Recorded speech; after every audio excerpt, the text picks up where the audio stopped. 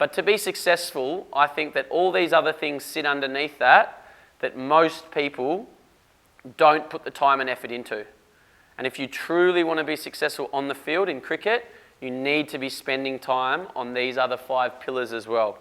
Okay, we think of technique being your foundation, and if you imagine a skyscraper, like a big tall building, the building company generally spends half the time it takes to build the building. They spend half the time getting the foundations right, getting the footings in the ground right, and then the building goes up quite quickly. We think that technique is your foundation, it's your footings, and without a good technique, your building will fall down. You'll get found out against good quality bowling. But technique isn't everything. Technique isn't the only thing that's important.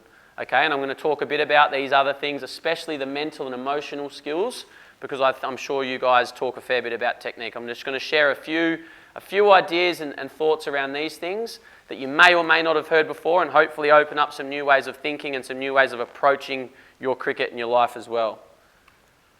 So technical, as I've just said, your technique is the foundation of your game. You need to develop a method that allows you to execute your shots consistently. Okay, and that's through volume, that's through repetition. You can't be consistent if you don't have consistent movement patterns. It's really hard to hit the ball consistently in the same area if you can't get in consistent positions.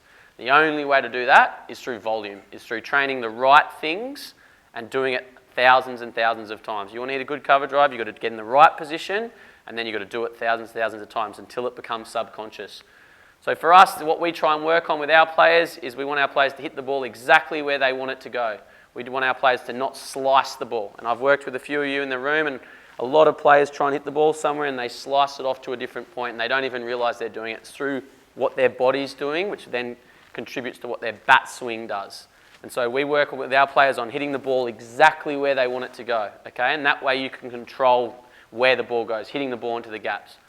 We want our players to have the skill to play the moving ball, okay? It's all well and good to be able to smack the ball out the park when it's old and the ball's not doing anything, but if you want to be successful in all formats, against all bowlers, in all conditions, you need to be able to play the moving ball. So that's something we work on. We encourage our players to hold their shape. That's getting quite into the technique. We want our players to have the ability to score runs off both the front and back foot. And our players, we talk about playing late in defence. Okay, they're just a few things that we focus on with our athletes, our players, but there's obviously a lot more depth to the technical side of things as well. Tactical. Build an understanding of how to win the contest between bat and ball and develop awareness of strategy. This is something that is really important in your age group, is that you start to try and understand the game well. Not just your game, but the game. Why do certain things happen certain ways? Why do certain bowlers bowl certain ways? Why is the field set in a certain way? You guys can get a real head start on your peers and your competition, your opposition, if you understand the game better. I know that I was a cricket nuffy and still am. I was a student of the game. And so when I was your age, I was often picked as a captain because I wanted to be a leader. I was always putting myself in positions to try and be a leader, but also I knew the game really well. I studied the game at every opportunity. And that often got me picked when I was younger into older sides, or got me picked ahead of other people because I knew the game. Not necessarily because my skills were better, and I've seen that on many, many occasions with the players I've worked with and the teams I've been involved in. The players who know the game well, they often become the captains and they're the first picked because they can just read the play. They understand what to be doing at what times. And you could play the best cover drive, we could come and watch you bat in the nets and you'll look like the best player. If you can't then transition that skill or those skills into a match, you're not going to be successful. You're not going to score runs. You're not going to take wickets if you don't know when to play a cover drive. If you'll play a really good cover drive, but then you start cover driving a ball that's sort of back of a length and swinging away and there's 3 slips and it's a dodgy wicket, you're probably not going to be successful very often. You've got to understand through your tactical awareness when's the right time to play certain shots, when's the right time to bowl certain deliveries. Okay, so for us, we talk a lot about players knowing their strengths and then executing those strengths or playing to their strengths consistently. And that comes through really reflecting and trying to think about your game consistently and constantly. What do I do well? How do I do it? What do I do when I succeed, when I score runs or take wickets? Try and understand and know what your strengths are and then really build your game around your strengths. Okay? Understand your weaknesses and aim to improve them. It's a bit of a juggling act at times. You want to get better at what you're not so good at, what you're vulnerable at, but you also want to make sure what you're good at gets even better, so that's where you build your game around, you score runs. If you're good at playing off the back foot and scoring square of the wicket, you should be making sure that anything short you're murdering. If you struggle on the front foot, you might have to work on just keeping that ball out. Okay, you've got to work out what works for you, because that's part of your success. Okay, and then they read, good tactical players read match situations and adapts their plan to the situation. Okay, these are sort of things we try and work on with our athletes at cricket mentoring. Everyone know who this is? Yep. Anyone not know who this is? No. So Alastair Cook, he's been knighted by the Queen for his service to cricket. 161 test matches, 12,472 test runs, 3 test centuries, average of 45 in test cricket. He was one of the best opening batsmen in the modern era, and he had about 3 shots. He could cut, he could pull, and he could clip. And then when he got in, he could punch through the offside. He was very limited because of his technique. Has anyone watched Tom Scollay bat recently? No, Heath has. Tom Sibley's opening for England at the moment. He's got a very unorthodox, a very strange, very interesting technique, and it causes limitations in his scoring. But he got a Test 100 recently because of he's so good at the tactical side of things and knowing his game. And Alastair Cook was one of the best as well. Elite players almost always know their game and the game inside out. Alastair Cook isn't a 3-format player for England. He's limited because of his technique, but that allows him to be so disciplined around what his strengths are.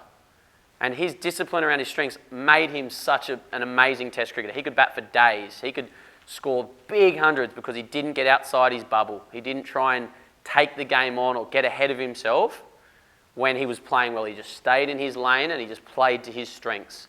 And some of you guys in the room might not have the best technique. You might have limitations in your size or your scoring areas or your power. But if you can really double down on what you're good at and know your game, and then you can get the mental and emotional piece of the pillars right, you can go on and have a successful career in the game. You don't have to be the most free-flowing, beautiful batsman to watch to be successful. And that's one of the great things about cricket. It's such a mental game once you get to a certain level. I'm going to talk a bit more about that in a minute. But Alastair Cook is a great example of just fighting hard and knowing your game and being successful in this game. So mental, this is something I want to talk a bit about. What you think has a massive impact on how you perform. The best athletes manage their thoughts and focus through their routines. Okay, so if in the nets you might execute your skills really well because there's no pressure, there's no consequences. You can just run in, bowl a good ball or bowl a bad ball and you go again. Batting, you might get out, you go again. In a game, there's consequences, there's pressure. So that can cause us to think all sorts of things, and what we think really sort of controls how we feel. I'm going to get into that in a minute, but that affects how we perform. Okay, so the best players, they train themselves. They're not born that way. They learn and they train themselves to manage their thoughts, to help them, not to hinder them. Okay, and I'm sure all of you get nervous. I'm sure all of you get anxious before you play. It's really, really normal. Okay, I'm going to talk about emotions in a minute, but the first thing for one of my podcasts, I host 2 podcasts. One of them, we spoke to one of the Cricket Australia sports psychologists, and he spoke about the number one thing to do when you're feeling nervous or anxious is to normalise it and say, this is normal. This is really, really normal and natural. I'm not strange, I'm not weird, there's nothing wrong with me for feeling this way. Okay, but then how you approach those feelings and how you approach your thoughts has a massive impact on your success. If you let your negative thoughts, if you run away with your negative thoughts and you give energy to your negative thoughts, you're going to feel shit. You're going to feel more anxious, more tense, more scared of failing, and you're probably not going to do that well. Chances are you won't do that well. If you can manage your thoughts and you can focus on the things that are going to help you, then you can go and play in a state of calm and confidence. And then you can start to perform closer to your best, closer to your potential. Okay, so we try and talk to our athletes a few things. This is just a few of them. We try and help them have positive self-talk, tell themselves positive stories and positive affirmations that they're hitting the ball well, they're playing well, they're capable of scoring runs against anyone. Okay, we focus on using mental routines to focus our thoughts and attention.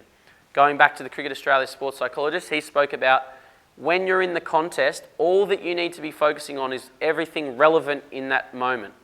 and the run rate, the sort of scoreboard, what the opposition has just said to you, who's watching, they're all not relevant when the ball's being delivered. Okay, and if you're a bowler and you're running in and you're facing the batter, everything outside of the batter and the pitch is irrelevant. So you guys as young players need to learn, and this is what we work on with our athletes, you need to learn to focus on the contest and on the ball. That's all that matters in that moment. Then you can go into what we call the 3 R's. You reflect on the ball. You learn something from it. What did I do well? What could I have done better? You're constantly reflecting and thinking about the conditions and what's going on in the game. You then relax. You have to relax and switch off to be able to keep your mind fresh. Okay? Our brain is a limited resource.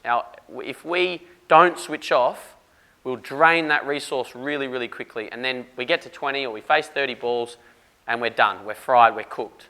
Okay, so you guys, young guys, need to learn to switch off in between balls. So we call it 3 R's. Reflect, relax, let your mind do anything, let your mind wander, think about anything, and then it's about coming back into your setup with the bat when you're batting or getting to the top of your mark when you're bowling, and then you refocus.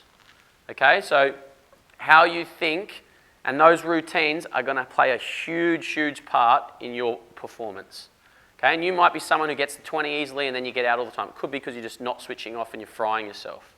If you want to score hundreds, you want to bat all day, you want to bat for 50 overs or 90 overs in senior cricket, you need to be able to switch off, and that's through the relaxing piece.